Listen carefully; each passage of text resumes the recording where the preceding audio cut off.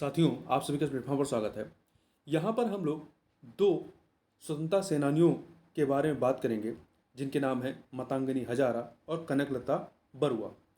ये इसलिए चर्चा में रही हैं क्योंकि जो भारत की राष्ट्रपति द्रौपदी मुर्मू जी हैं, इन्होंने भारत के 77वें स्वतंत्रता दिवस की पूर्व संध्या पर अपने राष्ट्र के नाम संबोधन में इन दोनों लोगों के नाम का जिक्र किया। तो देखिए, इनके बारे में हमें पता होना चाहिए, क्योंकि ऐसे भी हमें इतिहास जानना चाहिए, और दूसरी बात, हमें परीक्षा के दृष्टिकोण से भी इनके बारे में पता होना चाहिए, क्योंकि इनसे परीक्षा में प्रश्न पूछा जाता है।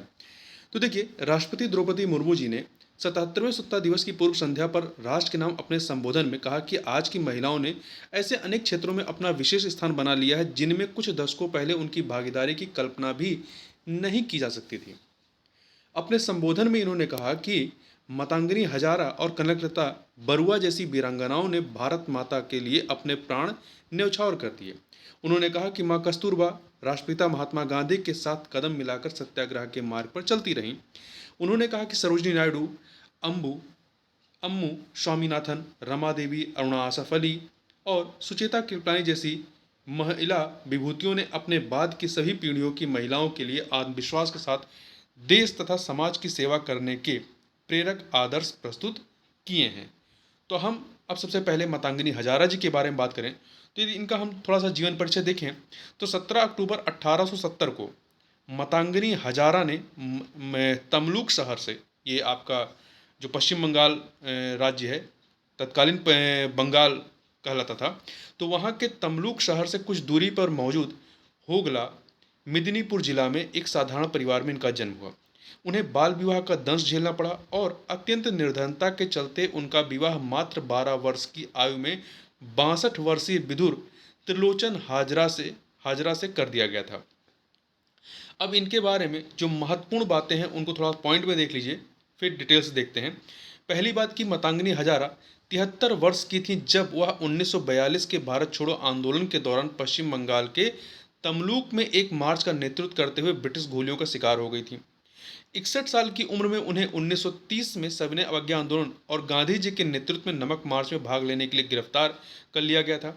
इसके अतिरिक्त अगस्त 1942 में गांधी जी द्वारा शुरू किए गए भारत छोड़ो आंदोलन के दौरान स्वतंत्रता संग्राम में उनकी भागीदारी तेज हुई।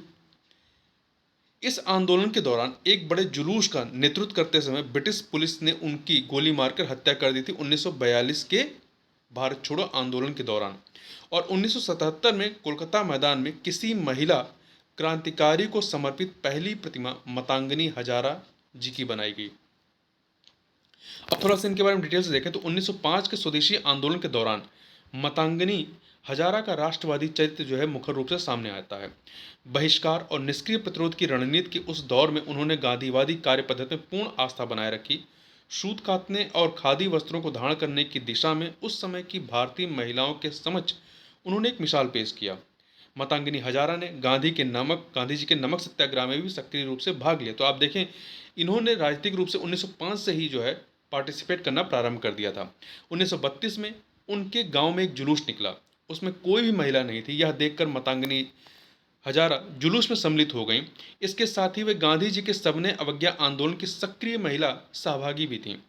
17 जनवरी 1933 को करबंदी आंदोलन को दबाने के लिए बंगाल के तत्कालीन गवर्नर एडरसन तामलुक आए। तामलुक जहां से संबंधित थी, तो उनके विरोध में प्रदर्शन हुआ। एडरसन के विरोध में वीरांगना मातंगनी हजारा सबसे आगे काला झंडा लिए डटी थी और उन्होंने काले झंडे पूर्ण निर्भीकता के साथ दिखाए भी। वह ब्रिटिश शासन के विरोध में नारे लगाते हुए दरबार तक पहुंच गई। इस पर पुलिस ने उन्हें गिरफ्तार कर लिया और 6 माह का सश्रम कारावास देकर मुर्शिदाबाद जेल में बंद कर दिया। भारत छोड़ो आंदोलन के दौरान भी इनकी भूमिका अप्रीतम रही। 29 सितंबर 1942 को अंग्रेजों के खिलाफ एक जुलूस निकाला गया था जिसमें 6000 से अधिक आंदोलनकारी मौजूद थे। इसमें अधिकतर महिलाएं शामिल थीं। वहीं इस जुलूस का नेतृत्व 71 वर्षीय मातंगनी हजारा कर रही थीं। प्रदर्शनकारियों ने तामलुक थाने पर धावा बोलने की योजना बनाई थी। उनका मकसद थाने को अपने कब्जे में करना था। जैसे ही जुलूस शहर में पहुंचा, ब्रिटिश पुलिस ने उन्हें लागू भारतीय दंड संहिता की धारा 144 के तहत रुकने का आदेश दिया। इससे जुलूस में भीड़ तितर बितर हो गई थी। ऐसे में मातंगनी ने हाथ में तिरंगा लिए आगे की ओर बढ़ी। वह वंदे मातरम के नारों को बुलंद कर रही थी। 3 गोलियां खाने के बाद भी उन्होंने तिरंगे को अपने हाथों में थामे रखा था। तो ये थी मातंगनी हजारा जी की कहानी। अब हम लोग बात करते हैं कनकलता बरुआ जी के बारे में। पहले इनके बारे में कुछ पॉइंट को आप देख लीजिए। भारत छोड़ो आंदोलन के सबसे कम उम्र के शहीदों में से एक कनकलता बरुआ को असम में एक प्रतिष्ठित दर्जा प्राप्त रहा है। ये असम से संबंधित रही हैं। तब 17 साल की बरुआ ने 20 सितंबर 1942 को गोहपुर पुलिस स्टेशन पर तिरंगा फहराने के लिए मृत्युवाहिनी नामक स्वतंत्रता सेनानियों के जुलूस का नेतृत्व किया था। जब पुलिस ने उन्हें आगे नहीं बढ़ने दिया तो विवाद के कारण गोलाबारी हुई, जिसमें बरुआ के सिर पर चोट लगने से उनकी मौत हो गई। एक पॉइंट और याद रखिएगा, 2020 में तटरक्षक बल ने उनके नाम पर एक फास्ट पेट्रोल वेसल का नाम ICGS कनकलता बरुआ रखा हुआ है। अब थोड़ा सा इनके बारे में डिटेल से बात करें तो देखिए, कनकलता बरुआ असम के शोनितपुर जिले के गोहपुर की रहने वाली थी।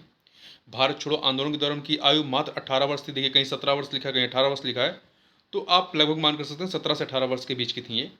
स्थानीय लोग उन्हें बीरबाला के नाम से जानते हैं।